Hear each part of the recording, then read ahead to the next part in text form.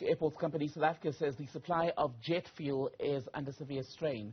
15 local and international flights have had to be cancelled because of a fuel shortage due to the floods in KwaZulu-Natal, which then led to railway infrastructure also being damaged, hindering the transportation of fuel from Durban to Johannesburg. Let's talk about the latest reassurance from AXA about the fact that they say it's not quite a crisis yet. We can speak to SA Flyer editor Guy Leitch. Guy, always good to have you on. Do you think the explanation from AXA about the situation has managed to soothe nerves in the aviation industry? Yeah, hi, good to be with you. No, I'm afraid it didn't go remotely far enough. It was full of placatory remarks and comments, but if you analyze the detail, and let me just say that the devil is very much in the detail, it just doesn't actually convince anyone that the problem is under control. I think that what we're tending to miss or lose sight of is the sheer logistics involved. The airlines are currently using about 2 million litres a day of Jet A fuel, and transporting that is the real challenge. It's not okay to say that there's a ship with 1.5 million off Maputo. That doesn't wash. Nor does it help to say that the railways will be fixed, half fixed in a month's time in June and fixed fully in October. That's not going to solve the problem. And not even a much lauded partnership with the Central Energy Fund will actually magically make fuel appear in our timber. AXA says we're not there yet, but I wonder how unprecedented an extreme or severe shortage of jet fuel would actually be in South Africa. Well, it's not unprecedented. There always are supply chain constraints, but normally they're very well managed. It's an intense logistical exercise moving fuel. And we last time I recall, fuel shortages at Owatamba, there was a contamination problem and a leak, and that was probably all of nearly 10 years ago now. So fortunately, it doesn't very often happen. And it needs to be said that the problems this time are not of AXA's making. Everyone's blaming AXA, but it's not really them. I mean, the problem started at a global level with the Russia-Ukraine war and the shortage of fuel supplies arising out of that, particularly fuel, obviously, from Russia.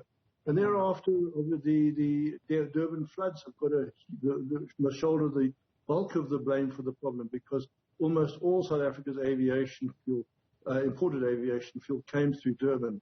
And without the ability to rail it and the difficulties associated with using the pipeline, it was inevitable that AXA was, or rather the Owatamba airport was going to run out. And we also heard yesterday that a shipment of 20 million litres of fuel had landed at the port of Durban. It would then be pumped into the refinery of the National Petroleum Refiners of South Africa by Monday evening. That is last night. Do we know how far that amount of fuel will be able to take us? How long would it last? Yeah, well, as I indicated, it seems to me that, I'm told that AXA is currently using 2 million litres a day in fuel. So in theory, that's 10 million litres, that's 10 days. But it's not that simple, and I'm a little hesitant to believe that they're going to move 20 million litres of fuel from Durban to Natref in 5 days. It can take 7 days using the pipeline. And obviously that displaces other fuels that have other requirements, for argument's sake, diesel, out of the pipeline as well. So, yeah, hopefully they will be able to do that. But as I said, I'm not optimistic. But it needs to be also pointed out here that this 2 million litres a day is just 20% of what the pre-COVID demand for fuel was at Owatamba. So this shouldn't really be a challenge.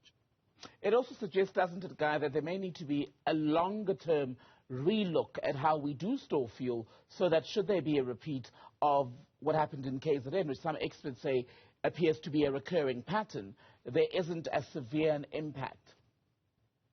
Well, very much so. The basic tool to manage shortages like this is simply to increase the stock holding, the storage, the reserve, if you like. AXA has been running at 6 to 7 days, but the tanks are capable of holding up to nearly 2 weeks' supply. So with a stroke of the pen, they could obviously require the tank owners, the private oil companies, to increase their stock holdings. But the problem is that that fuel just sitting in the tanks costs money, and that will be passed on to the airlines, who will moan about the increase in prices. So it's a fine balancing act that they have to play between having the best possible fuel prices and enough stock to handle these sort of perhaps once in a blue moon emergencies. You've also been speaking in recent day, Guy, about the, shall we say, brain drain in the South African aviation industry, more workers being taken by international airlines to work abroad. Where are we seeing the greatest loss of skill, and where are they going? Well, the greatest loss of skills was pilots initially, because SAA shed 3/4 of its pilots. And a lot of those have disappeared all over the world. Some took a significant proportion, as much as 33%, took early retirement, so they're lost to the industry altogether. Another significant proportion, approximately 25%, have taken up contracts flying internationally, typically in either the USA, which has bounced back strongly in pilot demand, or the Middle East, or even Far East, where we've already seen signs of the pilot shortage emerging. And it's also good to know that many of the pilots have been happy to step down to smaller equipment and fly for the regional airlines, such as not Safair, Safair, but also Airlink and Semair. So they've been absorbing quite a lot of the pilots as well. But what I think the point to be made here is that there will be a pilot shortage soon for the major airlines, particularly if SAA does get its act together and start flying internationally again in the not too distant future.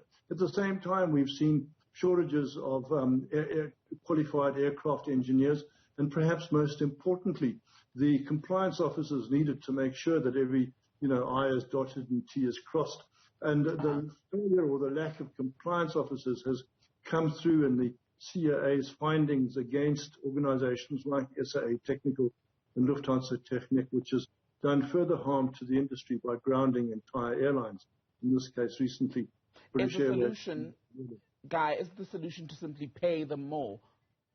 Well, obviously that's going to have to happen. You're going to have to make sure that the forces were pushing South Africa's best skills, which are both pushes from South Africa due to the best nature of the industry and pulls from abroad where the shortages have already set in, are counteracted by increasing pay packages here. But I mean, let's just remember that SAA's packages, which were set on an international level, were the subject of enormous political attacks by the opponents of SAA and the pilots in particular. So it's quite hard for the political will to exert itself to apply these increased costs across the board. Guy Leitch, good to speak to you. Thank you.